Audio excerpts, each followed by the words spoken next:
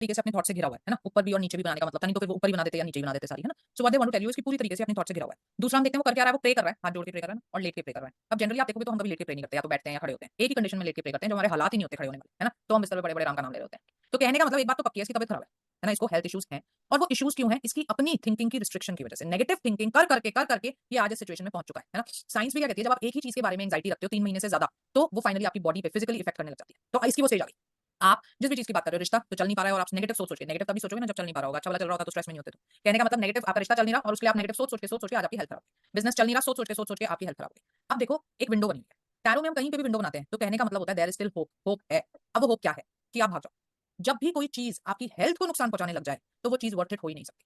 कोई ऐसा रिश्ता वर्थ इट नहीं है जिसके लिए तुम बिस्तर पे पड़ जाओ, कोई ऐसा बिज़नेस वर्थ इट नहीं है, कोई ऐसी चीज़ वर्थ इट नहीं है। क्योंकि जब शरीर ही नहीं रहेगा, तो कैसे तो रिश्ता निभाओगे और कैसे तुम काम करोगे? तो ये कार्ड कहता है it is a time of rest and recovery. सबसे पहले आप ये सोचो कि मुझे अपने मेंटल पीस को पाने के लिए क्या करना पड़ेगा? उसके लिए रिश्ता छोड़ना पड़े, काम छोड़ना पड़े, छुट्टी पे जाना पड़े, रिट्रीट में जाना पड़े, है ना? कोई काउंसलिंग लेनी पड़े, जो मर्ज़ी चाहे करो, वो हमें नहीं पता। आप सोचो आपको क्या करना है। लेकिन आपको इस सिचुएशन से हटना पड़ेगा। अगर आपने ऐसे कंटिन्यू किया तो चीज़ें बद से बदतर ही होंगी सिर्फ, है ना? और ये चीज़ इतनी खराब हो चुकी है कि आपकी फिजिकल हेल्थ पे भी फ़र्क आने लग गया है। So now it has to stop. हम कहते हैं ना टॉक्सिक रिलेशन, क्यों कहते हैं? क्योंकि वो रिलेशन मेरे को परेशान करने लग गया है। टॉक्सिक बिज़नेस, क्योंकि वो मेरी हेल्थ को खराब करने लग गया है। तो आप टॉक्सिक सिचुएशन में हो, आपको यहाँ से निकलना है।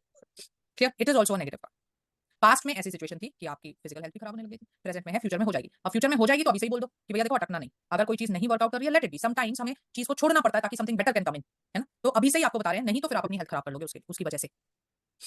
हाँ जी, कादम्बिनी जी।